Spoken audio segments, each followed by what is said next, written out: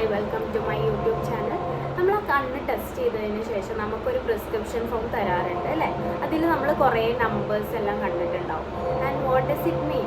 ആ ഒരു പ്രിസ്ക്രിപ്ഷനിൽ നമുക്ക് ഏറ്റവും ടോപ്പിൽ നമ്മളെ പേര്, ഡേറ്റ്, ഡീറ്റെയിൽസ് എന്നിങ്ങനെ കുറേ ഇൻഫോർമേഷൻസ് കാണാം. അതിന് താഴെയായിട്ട് നമുക്ക് രണ്ട് മെയിൻ കോളംസിൽ OD അഥവാ ഒക്കുലസ് ഡെസ്ചർ, അത് നമ്മളെ റൈറ്റ് ഐനെ മെൻഷൻ ചെയ്യാൻ വേണ്ടിയിട്ടും അടുത്ത കോളമിലായിട്ട് നമുക്ക് OS അഥവാ ഒക്കുലസ് സിനിസ്റ്റർ നമ്മളെ ലെഫ്റ്റ് ഐനെ മെൻഷൻ ചെയ്യാനും ആണ് യൂസ് ചെയ്യുന്നത്.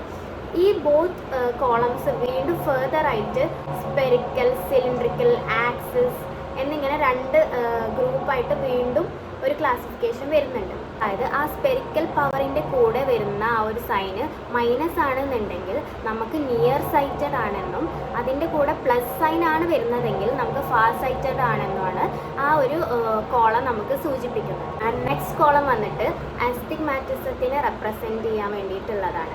ആസ്റ്റിഗ്മാറ്റിസം നമുക്കറിയാം, നമ്മളെ കണ്ണിൻ്റെ കൃഷ്ണമണിയുടെ മുകളിലായിട്ട് ഒരു ഡോം ഷേപ്ഡ് ട്രാൻസ്പെറൻ്റ് ആയിട്ടൊരു സ്ട്രക്ചർ ഉണ്ട്. അതിൻ്റെ പേരാണ് കോർണിയ.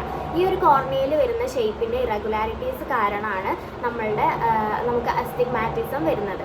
അതായത് ഇറഗുലാരിറ്റീസ് കാരണം നമ്മളുടെ കണ്ണിൻ്റെ അകത്തോട്ട് വരുന്ന ലൈറ്റ് റെറ്റിനയിൽ ഡിഫറെൻറ്റ് ഏരിയാസിലായിട്ട് ഫോക്കസ് ചെയ്യുകയും അങ്ങനെയുള്ള ആ ഒരു ലൈറ്റ് അവിടെ സ്കാറ്റർ ആയിട്ട് നമുക്ക് ഒരു ബ്ലറി ഇമേജ് വരികയും ചെയ്യുന്നുണ്ട്. അപ്പോൾ നമ്മൾ ആ ഒരു ആസ്റ്റിഗ്മാറ്റിസത്തിനെ ഡിഫറെൻറ്റ് ഏരിയാസിലായി സ്കാറ്റർ ചെയ്തിട്ടുള്ള ആ ഒരു പോയിൻറ്റ്സിനെ ഒരു സിംഗിൾ ഏരിയയിലോട്ട് ഫോക്കസ് ചെയ്യാൻ വേണ്ടിയിട്ട് നമ്മൾ യൂസ് ചെയ്തിട്ടുള്ള പവറാണ് നമ്മൾ ആസ്റ്റിഗ്മാറ്റിക് പവറായിട്ട് ആ ഒരു കോളമിൽ പറയുന്നത്.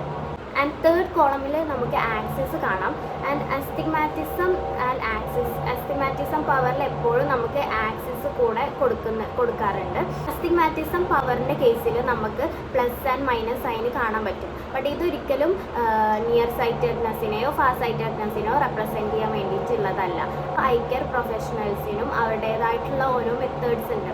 അതായത് സെയിം പവർ തന്നെ നമ്മളിപ്പോൾ രണ്ട് ഡോക്ടേഴ്സിൻ്റെ അടുത്ത് പോയി ചെക്ക് ചെയ്യുകയാണെങ്കിൽ നമുക്ക് അതിൽ ഒരു പ്രിസ്ക്രിപ്ഷനിൽ പ്ലസും ഒന്നിൽ മൈനസും വന്നാൽ നമ്മൾ ഒരിക്കലും ടെൻസ്ഡ് ആവേണ്ട ആവശ്യമില്ല. അതിൽ നമ്മൾ ട്രാൻസ്പോസ് ചെയ്തിട്ട് വരുന്ന ഒരു പവർ എപ്പോഴും ഓൾമോസ്റ്റ് സെയിം ആയിട്ട് തന്നെയാണ് വരും. ബാക്ക് ടു ആക്സിസ്, നമ്മൾ എല്ലാവരും സ്കൂളിൽ പഠിക്കുന്ന കാലത്ത് നമ്മൾ ജോമെട്രി ബോക്സിലുള്ള പ്രൊട്ടക്ടർ നമുക്ക് ഭയങ്കര ഫെമിലിയർ ആയിരിക്കും അല്ലേ? അത് ആ ഒരു ഷേപ്പിൽ നമുക്ക് കുറേ ആക്സിസ് കാണാൻ പറ്റും. ഓൾറെഡി മെൻഷൻ നമ്മൾ കോർണിയയിൽ വരുന്ന കർവേച്ചറിലുള്ള ഡിഫറൻസ് കാരണമാണ് നമുക്ക് ഈ ഒരു ആസ്റ്റിഗ്മാറ്റിസം പവർ യൂസ് ചെയ്യേണ്ടി വരുന്നത്.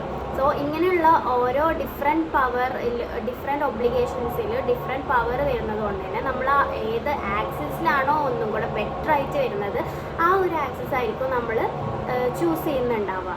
90 to 180 ബിറ്റ്വീൻ ആയിരിക്കും കൂടുതൽ ആൾക്കാരിൽ ആ ഒരു ആക്സിസിൻ്റെ ഇടയിലായിരിക്കും വരുന്നുണ്ടാവുക. And it is called with the rule and against the rule astigmatism. But ചില ആൾക്കാരിൽ ഒബ്ലിക് ആസ്റ്റിഗ്മാറ്റിസം കാണാറുണ്ട്. അതായത് ഒരു 35-40 ഡിഗ്രി ആയിട്ട് വരുന്ന ഒരു ആസ്റ്റിഗ്മാറ്റിസം, അതിനെയാണ് നമ്മൾ ഒബ്ലിക് ആസ്റ്റിഗ്മാറ്റിസം എന്ന് പറയുന്നത്. അടുത്ത കോളം വന്നിട്ട് ആഡ് പവറിൻ്റേതാണ്. ഏറ്റവും കോമൺ ആയിട്ട് ആഡ് പവർ വരുന്നത് 40 എബവ് ആയിട്ടുള്ള ഏജ് ഗ്രൂപ്പിലാണ്. അതായത് നമ്മൾ ഏജ് റിലേറ്റഡ് പ്രോസസ്സിൻ്റെ ഭാഗമായിട്ട് നമ്മളുടെ കണ്ണിലുള്ള ക്രിസ്റ്റലൈൻ ലെൻസിൻ്റെ എലാസ്റ്റിസിറ്റി കുറഞ്ഞു വരികയും അതിനെ കോമ്പൻസേറ്റ് ചെയ്യാൻ വേണ്ടിയിട്ട് നമുക്കൊരു മാഗ്നിഫിക്കേഷൻ ലെൻസ് ആവശ്യമായിട്ട് വരുമ്പോഴാണ് നമ്മളൊരു ആഡ് പവർ കൊടുക്കുന്നത്. പവർ എന്ന് പറഞ്ഞാൽ മാഗ്നിഫിക്കേഷൻ ലെൻസ് ആണ്, പ്ലസ് ലെൻസ് ആയിരിക്കും വരിക. പവർ സ്റ്റാർട്ട് ചെയ്യുന്നത് +0.5 ഒരു +3 അല്ലെങ്കിൽ +3.5 വരെ നമ്മൾ ആഡ് പവർ കൊടുക്കാറുണ്ട്. സോ എല്ലാവരും ഹെൽത്തി ആൻഡ് സേഫ് ആയിരിക്കുക. ബൈ.